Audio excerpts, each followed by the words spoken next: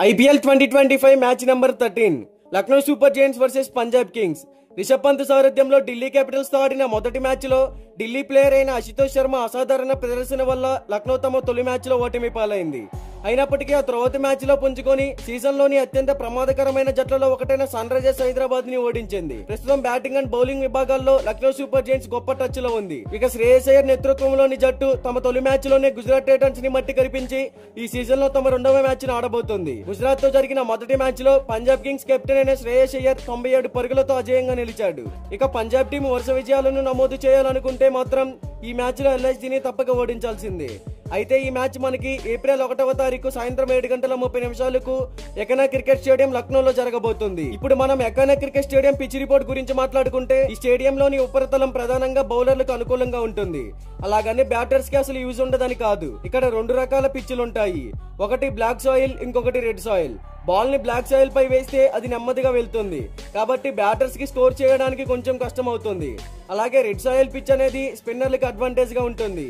పేసర్లకు కూడా మంచి బౌన్స్ అనేది లభిస్తుంది. బ్యాటర్లు కూడా ఈ పిచ్ పై మంచి స్కోర్ నే చేయగలుగుతారు. ఇక్కడ యావరేజ్ ఫస్ట్ బ్యాటింగ్ స్కోర్ వచ్చేసి 165 runs, average second batting score 150 runs. అయితే ఈ వెన్యూలో ఇప్పటి వరకు టోటల్ గా 14 మ్యాచ్లు జరిగితే అందులో ఫస్ట్ బ్యాటింగ్ చేసిన టీం 50% విన్ అయ్యింది. సెకండ్ బ్యాటింగ్ చేసిన టీం కూడా 50% విన్ అయ్యింది. సో టాస్ గెలిచిన team captain batting are bowling ఏది తీసుకున్నా ఆ టీం నుంచి 100% పర్ఫార్మెన్స్ అయితే ఇవ్వగలగాలి. ఇక ఉమెన్స్ ఐపీఎల్ అయితే ఇక్కడ హై స్కోరింగ్ గేమ్ అయితే మనం చూసాం. సో ఈ ఐపీఎల్ లో కూడా 170+ స్కోర్ బోర్డ్ అయితే మనం ఎక్స్పెక్ట్ చేయవచ్చు. వికెట్ టేకింగ్ లో చూసుకుంటే స్పిన్నర్స్ కంటే పేసర్స్ కి ఎక్కువ వికెట్ పడే ఛాన్సెస్ ఉన్నాయి. ఇక బోత్ టీమ్స్ కి సంబంధించిన హెడ్ టు హెడ్ గురించి మాట్లాడుకుంటే ఇప్పటి వరకు ఈ రెండు టీమ్స్ మధ్య టోటల్ గా 4 మ్యాచెస్ జరిగాయి. అందులో Lucknow Super Giants 3 matches win అయ్యింది. పంజాబ్ కింగ్స్ కేవలం 1 మ్యాచ్ మాత్రమే విన్ అయ్యింది.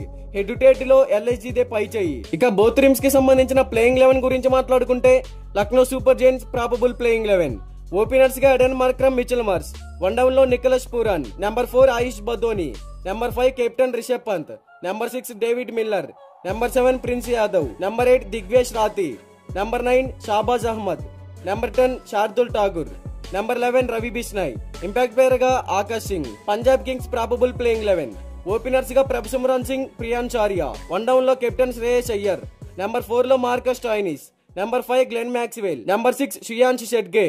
Number 7 Shashank Singh. Number 8 Marco Jansen. Number 9 Harpreet Brar. Number 10 Harshdeep Singh. Number 11 Yuzvendra Chahal. Impact player గా నెహాల్ వదేరా. మరి ఈ రెండు టీమ్స్ లో మీరు ఏ టీం విజయం సాధిస్తుంది అనుకుంటున్నారో కామెంట్ చేయండి.